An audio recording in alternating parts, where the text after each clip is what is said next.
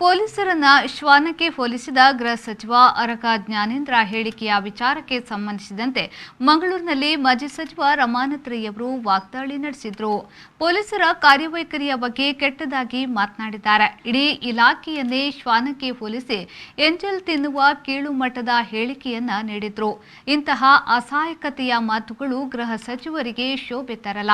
ಗೃಹ ಖಾತೆಯ ಸಚಿವರಾಗಿ ಮುಂದುವರಿಯಲು ಅವರು ಅರ್ಹರಲ್ಲ. ಅಧಿಕಾರಿಗಳನ್ನ ಗುರಿಯಾಗಿಸಿಕೊಂಡು ಮಾತನಾಡುವುದು ಸರಿಯಲ್ಲ. ಐಪಿಎಸ್ ಆಗಿದ್ದವರ ಪೈಕಿ ಒಳ್ಳೆಯ ಅಧಿಕಾರಿಗಳು ಕೂಡ ಇದ್ದಾರೆ. ಪೊಲೀಸ್ ಇಲಾಖೆ ವರ್ಗಾವಣೆಯ ವಿಚಾರದಲ್ಲಿ ದಂಧೆ ನಡೆಯುತ್ತಿದೆ.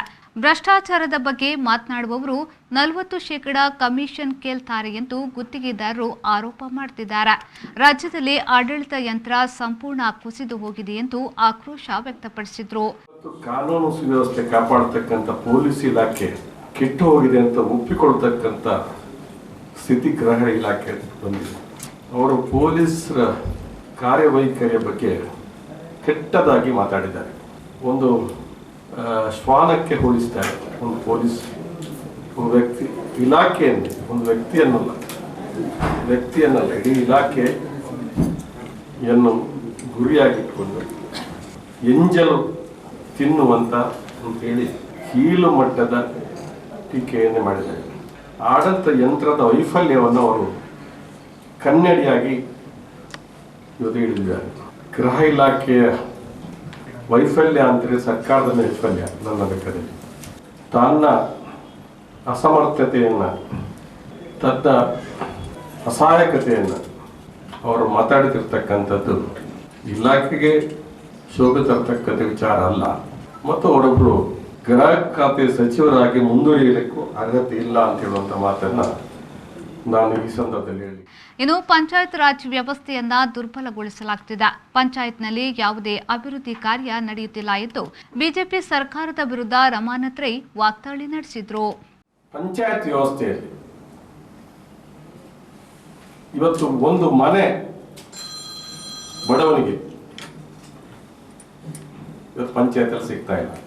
ಒಂದು ಮನೆ ಈ ಸರ್ಕಾರ ಬಂದ ಮೇಲೆ ಒಂದು ಮನೆ ಕೊಟ್ಟಿದೆ ಅಂತ ಹೇಳಿದ್ರೆ ಯಾರ ತೋರಿಸ್ತಾರೆ, ಅದಕ್ಕೆ ನಿವೃತ್ತಿ ಆಗ್ತೀನಿ ನಾನು.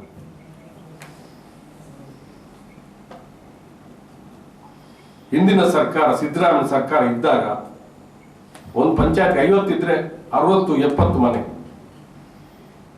ಫಲಾನುಭವಿ ಇಲ್ಲ ಅಂತ ಹೇಳಿ ವಾಪಸ್ ಹೋಗ್ತಾ ಇತ್ತು. ಇವತ್ತು ಪಂಚಾಯತ್ ಏನ್ ಕೆಲಸ ಆಗ್ತದೆ ಅಂತ ಹೇಳಿದ್ರೆ ಕಾಂಗ್ರೆಸ್ನ ಪ್ರಮುಖ ಕಾರ್ಯಕ್ರಮವಾದ ಉದ್ಯೋಗ ಖಾತ್ರಿ ಯೋಜನೆ ಬಿಟ್ರೆ ಮತ್ತೆ ಯಾವುದೇ ಕೆಲಸ ಆಗ್ತಾ ಇಲ್ಲ ಅನ್ನೋದನ್ನ ನಾನು ಈ ಸಂದರ್ಭದಲ್ಲಿ ಹೇಳಲಿಕ್ಕೆ ಇಷ್ಟಪಡ್ತೀನಿ. ಇವತ್ತು ಪಂಚಾಯತ್ ಅನ್ನು ದುರ್ಬಲ ಮಾಡ್ತಾ ಕೆಲಸವನ್ನು ಮಾಡಿದವರು ಬಿಜೆಪಿ ಅವರು. 73-74 ತಿದ್ದುಪಡಿಯನ್ನ ರಾಜ್ಯಸಭೆಯಲ್ಲಿ ವಿರೋಧ ಮಾಡಿ ಅದನ್ನು ಬೀಳಿಸಿದವರು ಬಿಜೆಪಿ ಅವರು. ವಿಕೇಂದ್ರೀಕರಣ ಪರಿಕಲ್ಪನೆಯನ್ನ, ಮೀಸಲಾತಿಯ ವ್ಯವಸ್ಥೆಯನ್ನು ವಿರೋಧ ಮಾಡಿದವರು ಬಿಜೆಪಿಯವರು. ಈ ಸಂದರ್ಭ ಸುದ್ದಿಗೋಷ್ಠಿಯಲ್ಲಿ ಕಾಂಗ್ರೆಸ್ ಜಿಲ್ಲಾಧ್ಯಕ್ಷರಾದ ಹರೀಶ್ ಕುಮಾರ್, ಮುಖಂಡರಾದ ಸಾಹುಲ್ ಹಮೀದ್, ಶಾಲೆಟ್ ಪಿಂಟು, ಶಶಿಧರ್ ಹೆಗ್ಡೆ, ವಿಶ್ವಾಸ್ ದಾಸ್, ಚಿತ್ತರಂಜನ್, ಹರಿನಾಥ್, ಕೋಡಿಜಾಲ್ ಇಬ್ರಾಹಿಂ ಸೇರಿದಂತೆ ಮೊದಲಾದವರು ಉಪಸ್ಥಿತರಿದ್ದರು.